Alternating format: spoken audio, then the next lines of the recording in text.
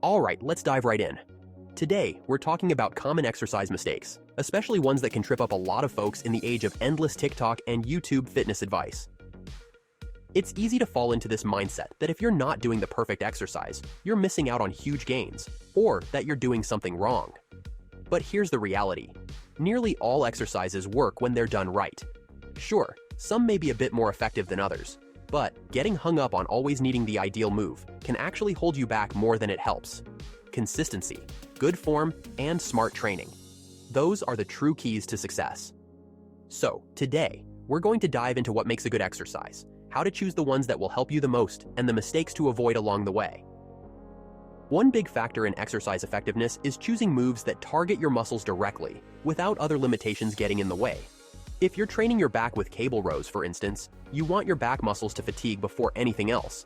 But if your grip gives out first, your back isn't getting pushed to its full potential. The best exercises are those where the muscle you're targeting is the one that reaches its limit. And sure, you can use tools like straps to help with grip, but the most straightforward path to gains is picking exercises that naturally let your primary muscle take on the load. Now, let's talk about tension and range of motion. Exercises that allow your muscle to stretch deeply and carry tension throughout the full movement are generally the most effective for growth. Think about a bicep curl where your arm extends fully at the bottom. That deep stretch activates more muscle fibers, driving greater gains.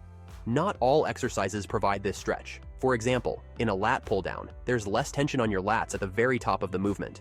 But if you can pick exercises where the muscle stays under tension throughout, you're getting the most out of that effort. A full stretch and steady tension are often key ingredients for real progress.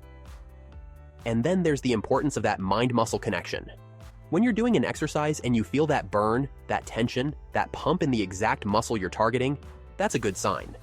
Let's say you're doing lunges to work on your glutes, but you mostly feel it in your quads. That's a sign the move may not be doing what you need it to. By focusing on exercises that allow you to connect with the muscle, you'll see much better results. It's simple, but effective. When you really feel it in the right muscle, you know it's working. And speaking of feeling it, let's talk about soreness and recovery. Some exercises hit your muscles hard, leaving them sore for days, while others don't leave much impact. That soreness, also known as delayed onset muscle soreness, is often a good indicator of growth. So, if you find certain exercises leave your muscles feeling tight and sore in a satisfying way, you're probably onto something. Those moves are likely creating the stimulus needed for growth, especially when they are combined with proper rest and recovery. Now, let's hit pause for a second.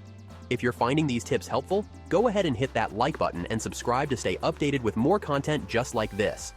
Alright, let's get back into it. Another critical factor is joint health. If an exercise is always hurting your joints, it might be worth revisiting. The goal is to push your muscles, not your joints. If something is repeatedly causing discomfort in your knees, elbows, or shoulders, consider swapping it for a move that challenges your muscles without that joint pain. You're aiming for exercises that allow you to stay consistent over the long haul, not ones that leave you constantly nursing sore joints.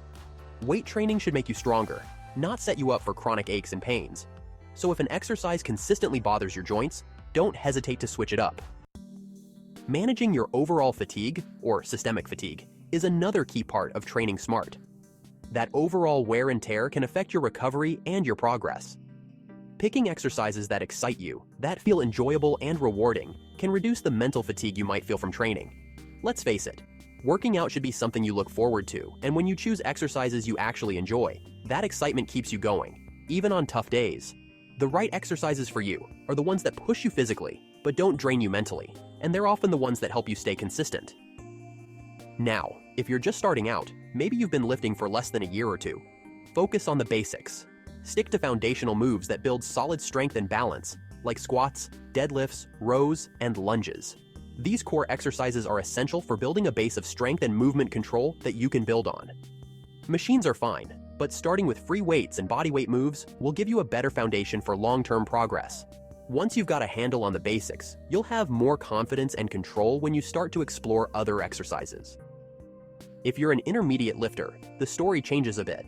By this stage, you might feel the urge to constantly optimize, but don't fall into the trap of thinking there's a perfect exercise for each muscle group. Most exercises work well as long as you're putting in the effort. Find exercises that make you feel like the target muscle is doing the work. that let you get a good stretch and that leave you feeling like you truly work those muscles. And remember, don't be afraid to try new things every few months to see how your body responds. You might discover a new move that really works for you. Advanced lifters. This next one's for you. By now, you probably know what exercises give you the best results, and you likely have a set rotation that works for you. Stick to those core exercises, but don't be afraid to adjust based on your goals or other exercises in your routine. For instance, if you're doing heavy deadlifts, you might want to switch to machine rows instead of barbell rows to give your lower back a bit of a break. At this level, you have the freedom to be more strategic with your choices. You know what works for you, so adjust as needed to keep making gains without burning out. Another point that can't be stressed enough is to avoid the exercise FOMO trap. It's easy to feel like you're missing out if you're not doing every new trending exercise on social media, but swapping exercises constantly can actually slow you down. Consistency is what builds strength and muscle over time. Stick with your plan, master a set of moves, and don't worry about always chasing the next big thing. Remember, you can always try a new exercise in a few months, but sticking with a solid routine will get you far more progress than switching things up constantly. Listening to your body is something that becomes more important as you gain experience. When you're a beginner, it's all about learning the movements, but as you grow, it's essential to tune into what each exercise feels like and how it impacts you. Are you feeling it where you're supposed to? Are your muscles sore in the right places? Are you making progress? These internal cues become incredibly helpful as you learn what works best for your unique body. The feedback you get from these signals can guide you toward the exercises that truly drive growth and keep you moving forward. And here's a crucial thing to remember. There's no such thing as a must-do exercise. If squats don't feel right for you, that's okay. There are plenty of ways to train your legs. Find what works for your body, and don't feel pressured to follow someone else's routine. The best exercises are the ones that feel good for you and align with your goals. So feel free to personalize your approach. Lastly, I want to address a misconception about injury risk. When done with proper form and gradual progression, most exercises are safe. Yes, certain exercises like heavy deadlifts carry a slightly higher risk if done with poor form, but with good technique and controlled weight increases, the chances of injury are minimal. Building strength in a safe, progressive way can actually help you avoid injuries. So instead of fearing certain moves, focus on mastering them. Start light, build up slowly, and you'll find that your body is capable of much more than you think. All right, I hope you're walking away from this with a clearer idea of how to choose exercises that work for you and avoid the common pitfalls.